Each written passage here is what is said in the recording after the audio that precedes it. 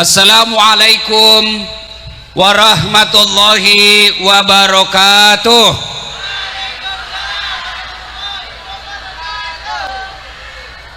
Alhamdulillah, alhamdulillahi rabbil alamin, wabihi nasta'inu ala umurid dunya waddin. Ashhadu an la ilaha illallah wa ashhadu anna muhammadan abduhu wa rasuluh. Allahumma salli ala Sayyidina Muhammad wa ala alihi wa sahbihi ajma'in, amma ba'd.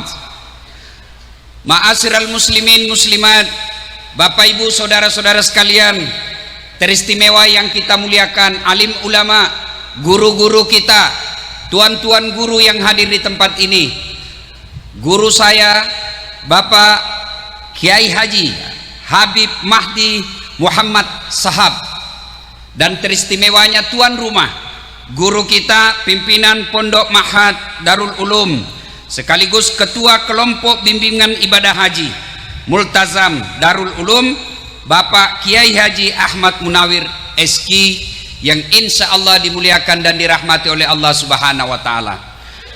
Juga para pejabat polisi, sipil, militer yang ada di tempat ini, yang juga kita doakan mudah-mudahan tetap dalam lindungan dan kasih sayang Allah Subhanahu wa Ta'ala. Waktu yang terbatas.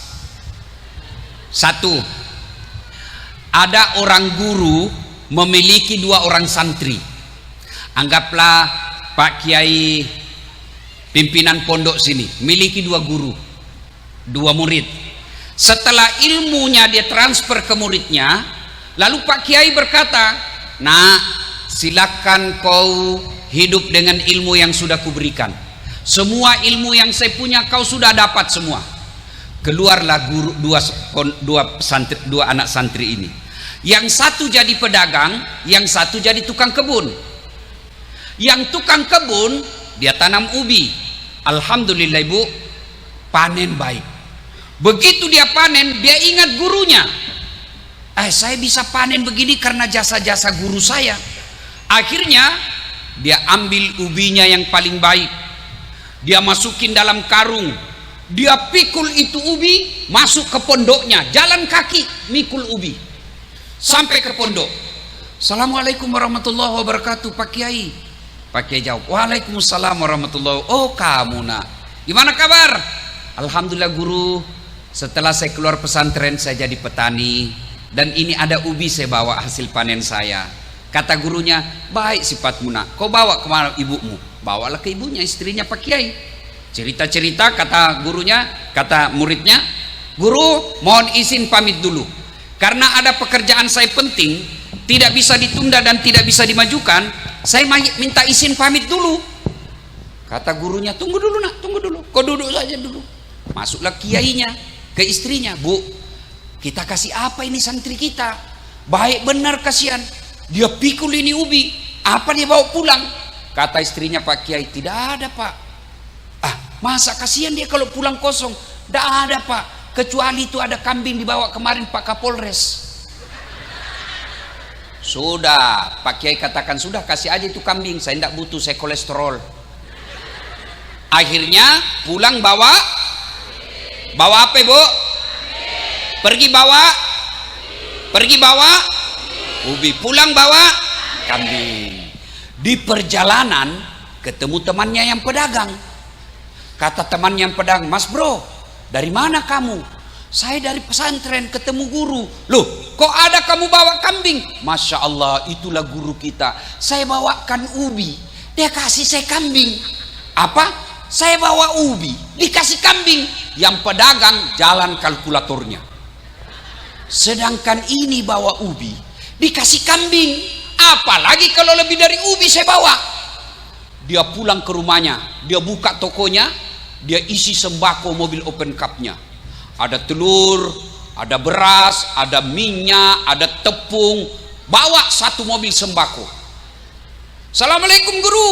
"Waalaikumsalam. Kamu nak, gimana kabarmu?" "Baik, setelah saya keluar dari pondok saya jadi pedagang guru. Alhamdulillah ini ada saya bawa sembako, silahkan mudah-mudahan guru bisa menikmatinya." Kata gurunya, "Bawa masuk ke dalam ibumu nak." Bawa. Keluar lagi cerita-cerita. Kata muridnya, guru izin pamit dulu, karena ada pekerjaan saya penting tidak bisa ditunda, izin pamit dulu. Kata gurunya, tunggu dulu nak, kau duduklah dulu di sini, duduk dulu. Masuklah ini guru cerita ke istrinya, bu, apa dikasih ini anak kita? Baik betul, dibawa sembako 1 mobil. Kata istrinya, ndak ada pak, kasihan dia kalau pulang kosong. Ndak ada pak, kecuali itu ubi dibawa ke temannya kemarin. Akhirnya pulang bawa, pergi bawa, pulang bawa, ubinya lagi temannya. Begini juga jamaah haji, sama ONH-nya, sama tawafnya, sama Baitullahnya, sama rukun-rukunnya, sama sa'inya, sama wukufnya, tapi demi Allah banyak pulang bawa kambing, lebih banyak yang pulang bawa ubi. Nah, ibu bapak pulang bawa kambing atau ubi? Ibu pulang bawa ubi atau kambing? Jangan terlalu cepat mengaku. Mari kita simak. Mau ndak pulang bawa kambing? Ini ciri-cirinya. 1, orang yang pulang bawa kambing, maka yang pertama baik sholatnya. Kalau pulang haji masih sholatnya Senin Kamis, kalian dibawanya ubi, kamu bawa pulang. Masih mumpung masih bawa ubi. Ini tidak bawa sama sekali. Ibu bapak tadi gubernur sampaikan melempar 3 jumroh. Bapak ibu tahu tidak simbol lempar 3 jumroh? Kenapa 3 kali? Kenapa satu tempat 7 batu? Kenapa tidak sekali ambil 7 kali 3 kali 3 hari 60 batu? Kenapa enggak bismillahirrahmanirrahim Allahu Akbar dak? Kenapa tidak sekali saja langsung 67 dak dak dak? Kenapa mesti 3 hari? Kenapa mesti 3? Itu Allah ingin sampaikan, das'at, hati-hati. Melawan setan perlu napas panjang. Melawan setan perlu tenaga kuat. Ingat sejarahnya kenapa 3 kali melempar? Kan itu Ibrahim alaihissalam digoda sama setan. Waktu mau Ibrahim mau potong anaknya kan jalan tanggal 8 Zulhijjah, 9 Zulhijjah, 10 Zulhijjah yang kita sebut dengan hari An-Nakhar. Ibrahim bawa anaknya, dia mau potong. Masya Allah Pak polisi, kalau bapak punya anak 1 disuruh potong, pasti mikir Pak. Kalau anak 5 disuruh potong, dah saat potong anakmu kan ada 5, saya cari mana yang paling nakal. Iya kan, ini 1 disuruh potong anakmu.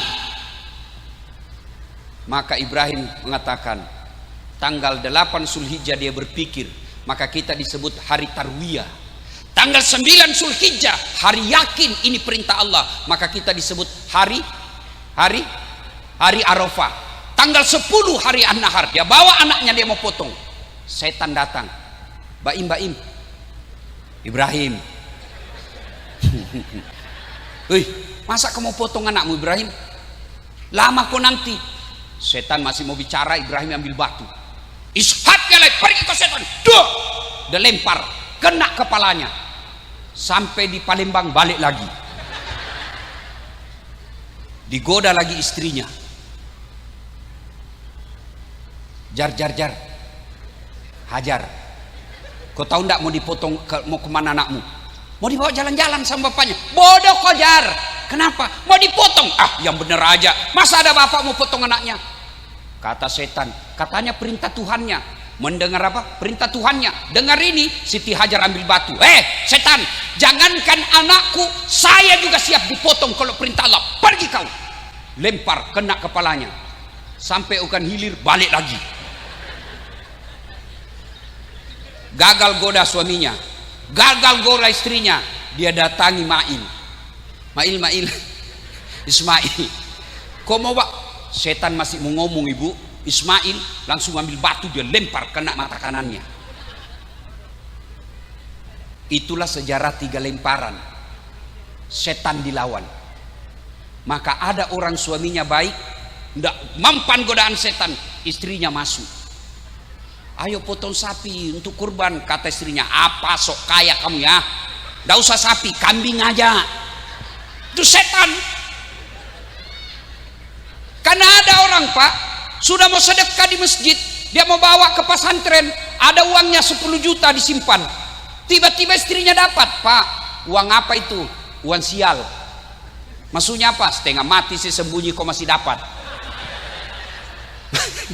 Mau apa ini 10 juta? Mau bantu pesantren supaya kita punya masa depan di akhirat. Apa kata istrinya? Apa? Menyumbang soalin. Mari tuh, bisa beli cincin. Ini nanti suaminya masuk surga, istrinya di blender di akhirat. Ada begitu di sini Pak? Ada? Ada di sini takut sama istrinya? Berhenti kok jadi laki-laki. Dia ngamuk Ustaz. Kenapa kalau dia ngamuk? Dia marah Ustaz. Kenapa kalau dia marah? Dia pecahkan piring Ustaz. Dengarin Pak, dengar ini, saya bela kamu sama-sama laki-laki. Kalau dia pecahkan piring 1 lusin, pecahkan 2 lusin. Dia pecahkan televisi, hancurkan televisi. Kenapa? Piring, televisi boleh dibeli, harga diri sebagai suami tidak boleh diinjak-injak istri. Takbir. Ah, itulah yang takbir, yang takut sama istrinya. Pak Kapolres takut atau tidak? Mana ada polisi tidak takut sama istrinya? Dia bilang, kawan saya yang polisi, sebenarnya polisi tidak takut sama istrinya Ustadz, cuma istri kita ini selalu melapor sama istrinya komandan, dan komandan juga takut sama istrinya. Wabillahi taufiq wal hidayah. Akhirnya apa? Simbol dari melempar itulah sehingga Nabi pernah didatangi oleh Jibril dan berkata, ya Muhammad, saya mau beritahu kamu, siapa di antara kamu umatmu yang jadi teman saya? Na'udzubillah min zalik. Temannya setan Pak. Lalu kata Nabi, siapa di antara kalian menjadi temanmu? Siapa di antara umatku yang jadi temanmu? Kata iblis, yang pertama dan utama teman saya al-mutahawilu bis sholat, yang menganggap enteng sholat. Itu temannya setan. Ngapain kau pergi melempar 3 jumroh kalau kau tetap tidak sholat? Itulah yang diilustrasikan Pak Gubernur tadi. Dia ambil batu, setan ini yang kasih bodoh-bodoh saya selama ini, dia lempar kembali itu batu, itu melenting, hampir kena kepalanya Pak. Dia tangkap, tertulis, sesama setan dilarang saling melempar. Boy, ini masih putih-putih. Kalau kalian tidak sholat, hajimu sia-sia. Kapan perempuan banyak tidak sholat? 1, ketika ada pengantin. Jangan ketawa, saya serius ini. Dia dandan mukanya, coklat biru, krem, abu-abu, malah pakai mata bulu palsu, alisnya dikasih tikungan. Kala-kala tikungan. Ada lagi lebih-lebihnya di sini sedikit. Jilbabnya jilbab sakaratil maut. Ada kan Bapak pernah lihat jilbab sakaratil maut? Itu kan ada dia ikat ini lehernya Pak.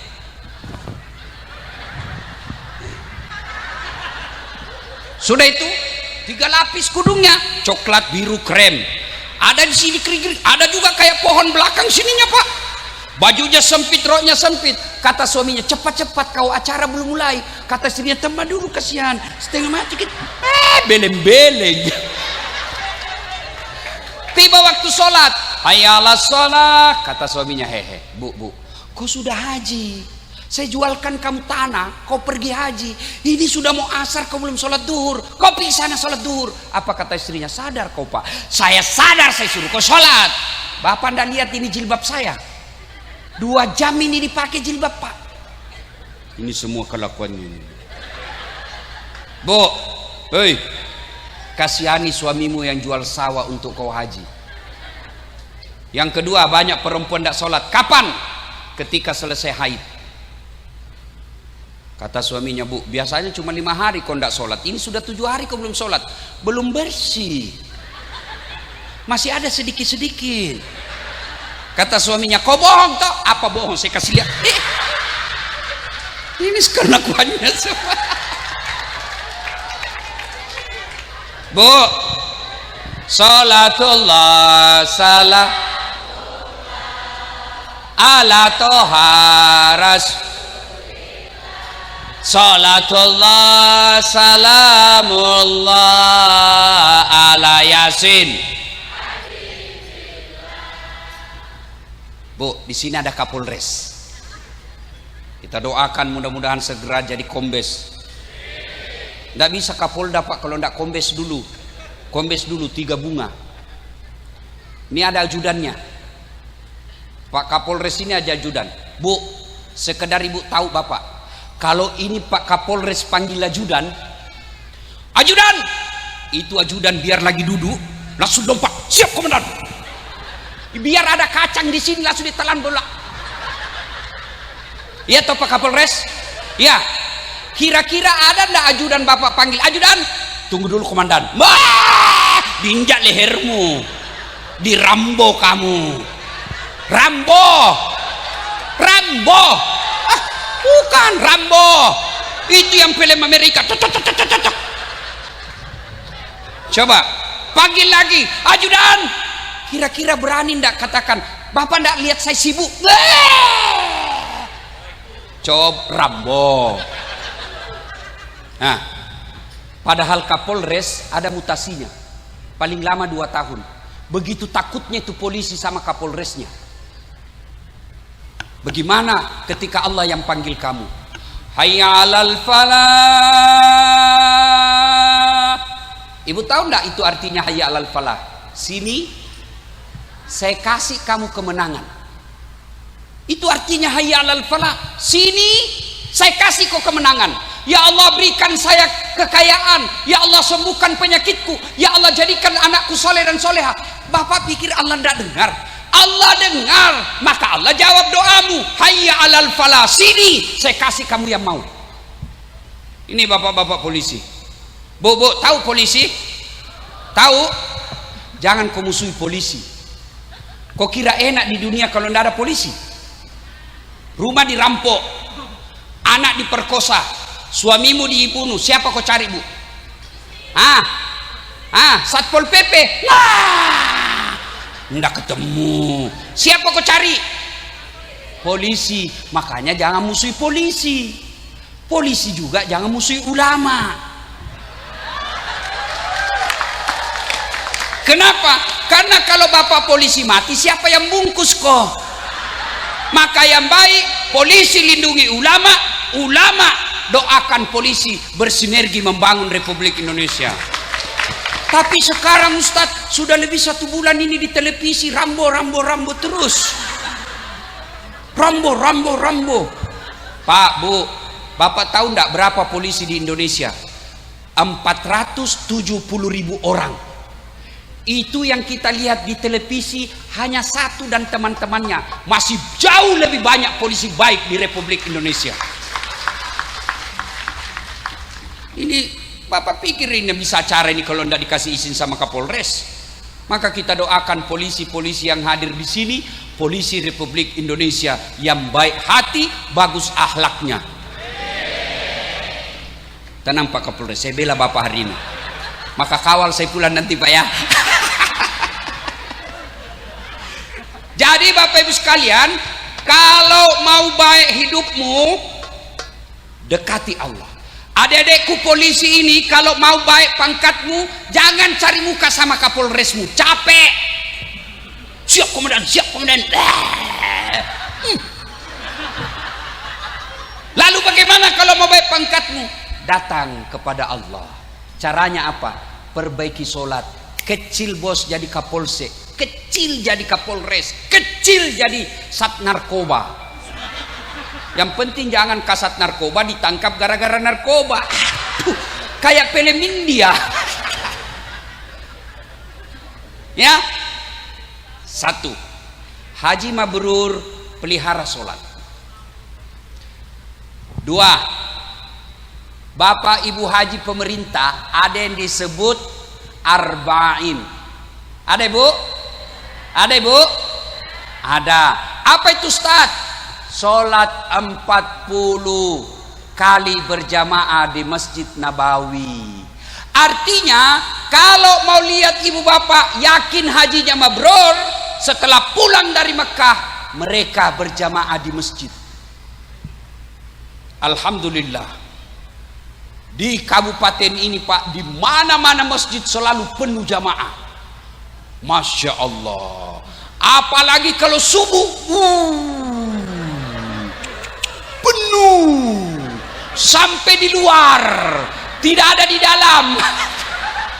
Yang ada di dalam muka-muka sakaratil maut. Di mana-mana ini muka-mukanya, muka-muka sakaratil maut ini. Mana-mana dia ini?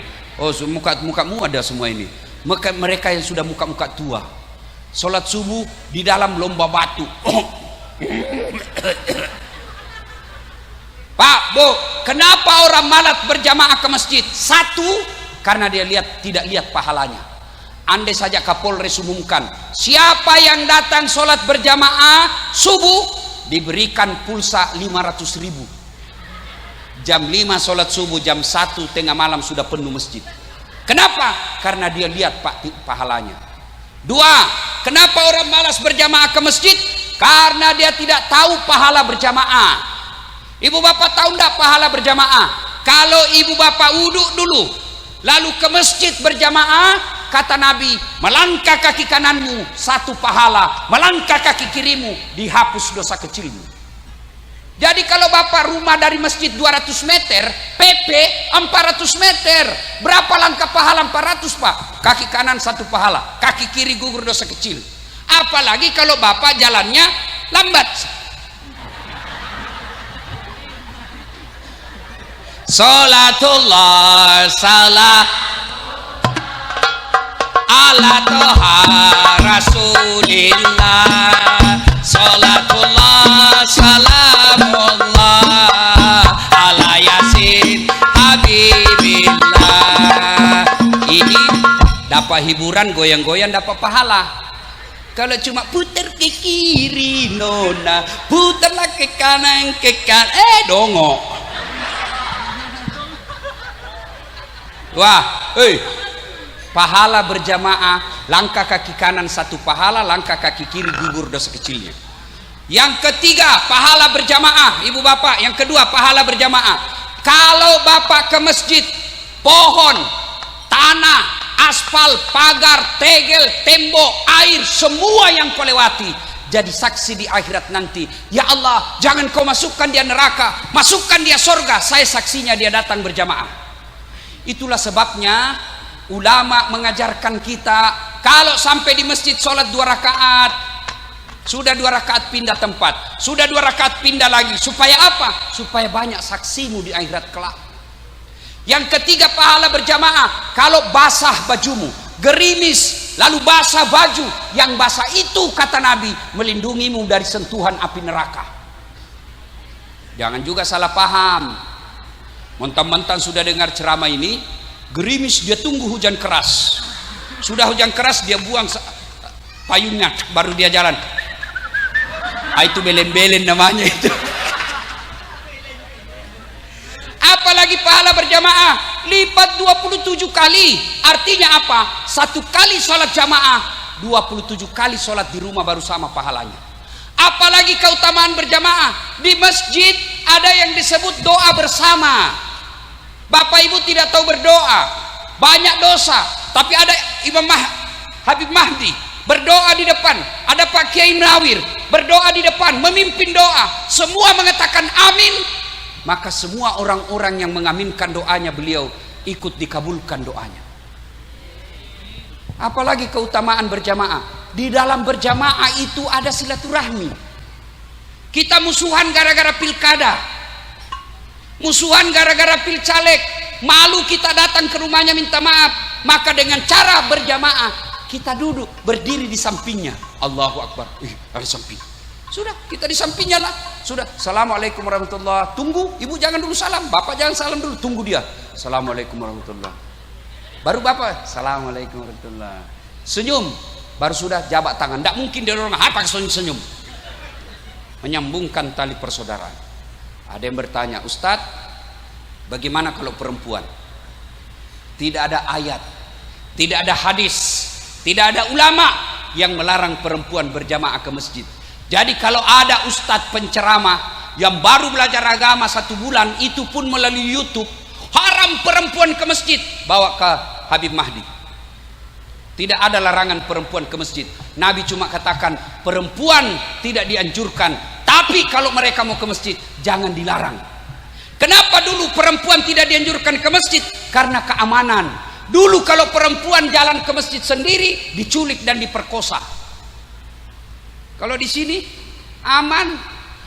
Apalagi kalau ibu-ibu usianya sudah 70 tahun. Siapa yang mau culik kamu? Bau minyak gosok. Apalagi keutamaan berjamaah. Keutamaan berjamaah. Apalagi Pak? Lebih khusyuk. Kalau ibu sholat di rumah banyak gangguan. Allahu Akbar. Tiba-tiba kucing naik meja. Tidak ditutup ikan. Pasti ibu sudah tidak khusyuk. Habis sudah ikan. Habis sudah. Akhirnya kreatif ini ibu. Dia baca apa? Qul a'udzu birabbin nas, malikin nas, ilahin nas. Tapi kalau di masjid tidak ada itu. Kalau di rumah ibu kan bingung. Ini sudah tahiyat pertama atau belum? Ini sudah 3 atau 2? Allahu Akbar. Tadi uang 100.000, beli 50.000 pulsa. Mana ini 50.000? Allahu Akbar, belum didapat. Begitu assalamualaikum, oh di bawah bantal. Banyak gangguan. Kalau di masjid insya Allah lebih khusyuk. Maka haji yang mabrur pulang dia pelihara sholat jamaah. Apalagi penyebab orang malas berjamaah ke masjid. Salah satu juga penyebab orang malas berjamaah ke masjid. Apa? Manajemen masjid tidak bagus. Apa yang dimaksud? Waduh Bu, ada masjid saya bikin. Jadi ibu-ibu, bapak ibu, bapak, adik-adik, kalau nonton YouTube saya dan bapak ibu nonton iklannya, itu bapak bangun masjid. Jadi kalau nonton YouTube saya, ceramah di YouTube, ibu jangan skip iklannya. Yang 30 menit jangan skip. Kalau ibu nonton iklannya, ibu sumbang pembangunan masjid dan markas ulama di Sulawesi Selatan. Itu. Nah, sekarang ibu-ibu. Loh ibu. Hoi. Ibu-ibu yang pegang HP, saya doakan suaminya kawin lagi. Urus ceramah masih juga sibuk-sibuk. Nah, ada masjid yang saya bangun Pak, di bawahnya kolam. Di pekarangannya saya pelihara kucing, lebih 500 ekor. Yang azan, anak muda saya bikin lomba azan. Juaranya saya gaji layaknya pegawai negeri, yang tukang azan. Imamnya juga saya bikinkan rumah, kemudian kasih kendaraan dinas. Karpetnya hampir tiap tahun saya ganti. Sound sistemnya baik, ber-AC, penceramahnya belum ceramah saya sudah kasih honornya dan sudah kasih judulnya. Akhirnya ramai masjid Pak. Tapi ini bagaimana orang mau ke masjid? Yang azan orang tua sudah pensiun, penyakit asma. Hai ya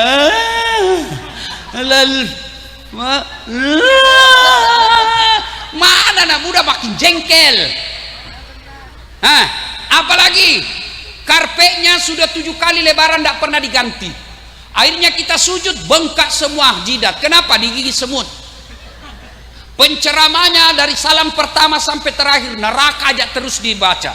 Kau dibanting, dilipat, ditusuk pantatmu, tusuk mata, guntung lidah, makan api. Kata anak muda, tidak usah ke masjid, bikin takut-takut. Ayo, dapat lagi sound system. Baru takbir imam, Allahu Akbar, langsung story.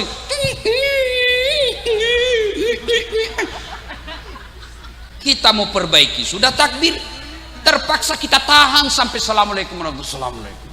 Dapat lagi imam, la haula wala quwwata illa billah. Imam yang balik-balik sunnah Nabi. Nabi katakan kalau kau jadi imam ringkaskan bacaanmu. Oh ini baru mau imam Pak, baru mau takbir aja lama.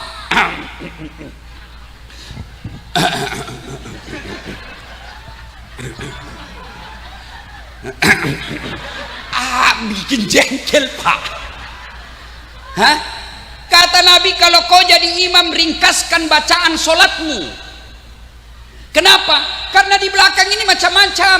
Ada ibu-ibu yang tahan kentut, ada nenek remaja yang pakai sepatu baru, dia lupa kasih masuk, hilang sudah sepatu saya.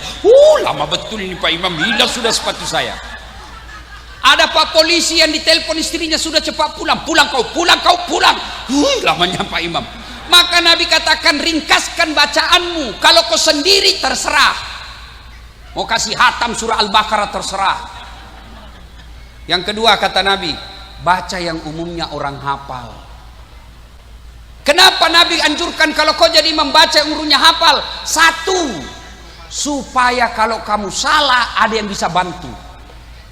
Coba kalau Pak Imam baca Wadduha salah, kita bisa bantu. Tapi coba kalau imam membaca Al-Anfal ayat 5 sampai 72. Begitu dia baca salah, apa? Hadapi susahmu sendiri. Ya toh Pak Polis? Yang kedua, tujuannya disuruh menghafal, membaca yang orang hafal, supaya kita bisa khusyuk ikut.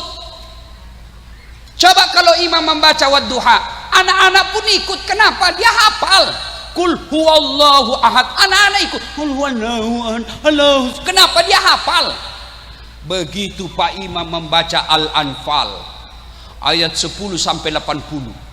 Dia khusyuk dengan bacaannya, kita khusyuk dengan hayalan. Kita mau ikut tidak dihafal. Kita mau ruku, Pak Imam belum selesai, terpaksa dibaca semua pengumuman masjid, keadaan keuangan masjid, saldo kas. Belum selesai juga Pak Imam, dibaca lagi kalender Persatuan Guru Republik Indonesia. Belum selesai Pak Imam, bajunya lagi orang dibaca, caleg DPR RI nomor urut 8. Itulah sebabnya kalau kita jadi imam, baca yang umumnya orang hafal. Yang keempat, penyebab orang malas berjamaah ke masjid gara-gara apa? Kadangkala ada jamaah merasa dialah yang paling hebat dalam masjid. Ada akhlak berjamaah. Nabi menganjurkan setiap kau mau berjamaah sunnah pakai parfum. Apa parfum untuk Allah? Tidak, itu akhlak supaya kau tidak ganggu bau badanmu sama orang. Kenapa Nabi anjurkan sikat gigi? Apa gigimu sampai harumnya kepada Allah? Bukan itu. Untuk apa? Agar bau mulutmu tidak mengganggu. Itu adab akhlak. Ini ada anak-anak baru belajar agama 2 bulan. Tidak berdoa, katanya doa bersama bid'ah, zikir bersama bid'ah, tidak ada pada zaman Nabi. Oke, kalau kau tidak mau silahkan, tapi jangan kau duduk paling depan. Kenapa? Karena kalau saya lihat mereka, Assalamualaikum warahmatullahi wabarakatuh, langsung dia lompat tuh. Langkah-langkai ulama. Saya kalau dapat langsung saya pukul pantatnya. Kau di belakang dulu. Tidak ada adabnya ini. Apalagi kalau datang berjamaah, jangan merasa paling pintar. Ada juga Pak, baru takbir dia ganggu sudah kita Pak. Kayak dia takbir mau digigit telinga kita. Bismillah, alhamdulillah. Wah, kayak itu dia gigit telinga kita Pak. Apalagi ada juga itu adik-adik, saya biasa kasih pindah kaki saya, dia kasih pindah lagi. Sepindah lagi, kasih pindah lagi. Kasih pindah lagi. Selesai sholat dia marah Pak. Selesai sholat dia marah. Kenapa injak kakiku? Kau ganggu saya. Maksudnya apa? Kenapa kau injak kaki saya? Dengkek-dengkek. Kenapa? Supaya saf rapat Ustaz. Sini deh. Kalau kau mau rapat saf, bukan jari-jari kakimu yang kau rapatkan. Apa? Pundakmu. Kalau jari-jari kakimu, jari-jari kaki bisa rapat tapi safmu renggang. Beleng-beleng. Adik-adik yang baru belajar agama, jangan merasa paling alim, paling pintar. Saya dimaki-maki Bib, Pak Kiai, hanya gara-gara saya tidak pelihara jenggot. Dia bilang, apa ini Ustadz? Kan sekarang itu di medsos dia bagi-bagi Pak, ini Ustadz sunnah, ini Ustadz tidak sunnah. Saya masuk kategori Ustadz tidak sunnah. Kenapa? Karena saya tidak pakai jenggot. Saya bilang, kenapa kau tuduh saya Ustadz tidak sunnah? Buktinya kau tidak pelihara jenggot. Saya mau diapa kalau tidak mau tumbuh? Sudah ku kasih minyak nggak tumbuh-tumbuh. Nah, ibu bapak saudara-saudara sekalian, haji mabrur, pelihara sholat jamaah. Konkret.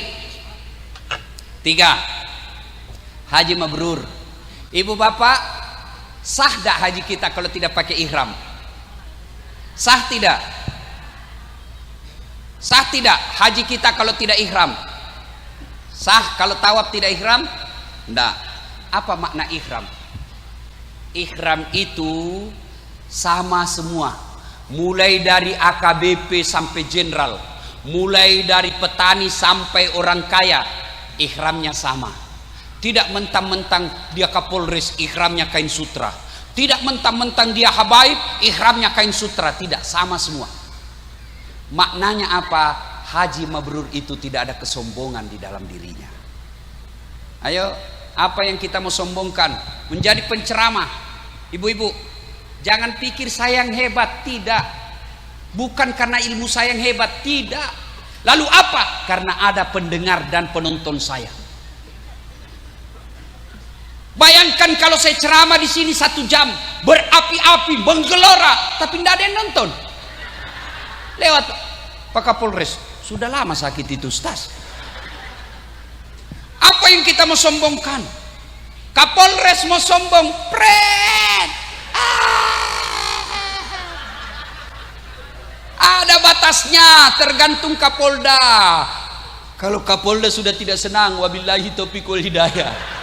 Biar Kapolda senang, kalau istrinya Kapolda tidak senang, wassalam. Apa? Ini pegawai negeri sini Pak Camat. Mau sombong, pret. Ada batasnya. Apa batasnya? Pensiun. Pak Kiai mau sombong karena ilmu. Jangan sombong, Allah marah, dia cabut ilmumu, dikasih pikun. Ada tangkisnya itu pikun.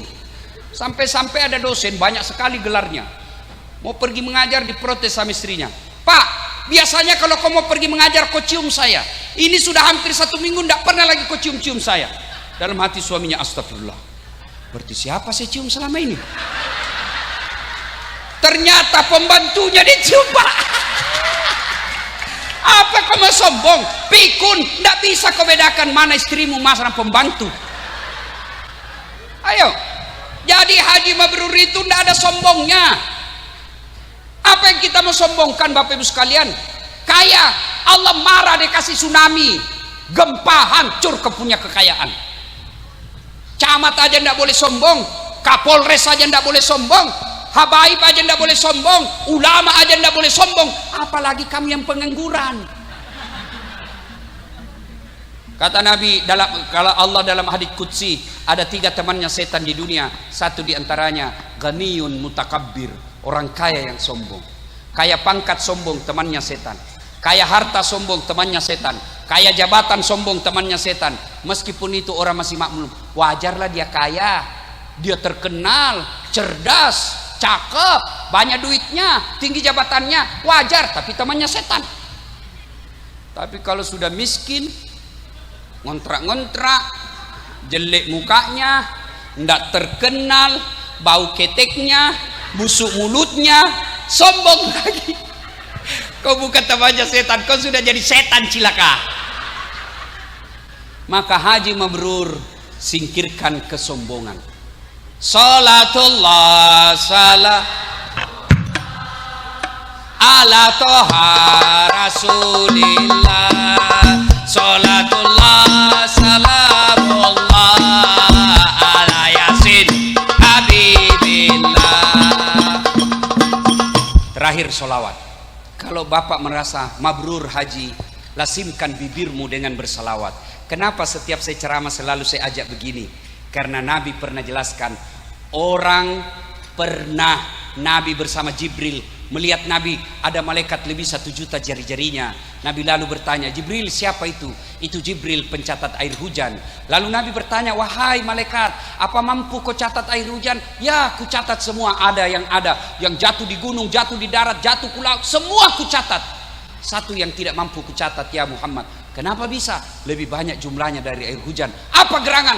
Ketika umatmu berkumpul di satu tempat seperti di sini, lalu mereka bersalawat bareng-bareng kepadamu, aku tidak bisa mencatat betapa banyak pahala yang Allah turunkan di tempat itu. Nah, inginlah hanya berlama-lama, tapi waktu jualah yang membatasi kita. Lain waktu dan kesempatan kita akan lanjutkan, karena pesawat saya balik ke Jakarta lalu menuju ke Yogyakarta malam ini, pesawatnya jam 7.15. Saya tidak punya helikopter seperti Pak Gubernur, maka saya harus akhiri. Mudah-mudahan ada manfaat. Sebelum saya akhiri, saya ingin berpantun. Tolong ucapkan cakep ya. Lebat batang padi jerami, padi dipanen di pagi hari, niat hati berpoligami, apa daya takut istri. Burung cendrawasih terbang tinggi, mencari nasi, mencari makan di pagi hari. Bukan kami takut istri, cuma istri lebih berani. Buah nangka, buah kelapa, buah nenas, buah bengkai, buah nangka, buah kelapa, itulah buah-buahan. Terima kasih. Assalamualaikum warahmatullahi wabarakatuh.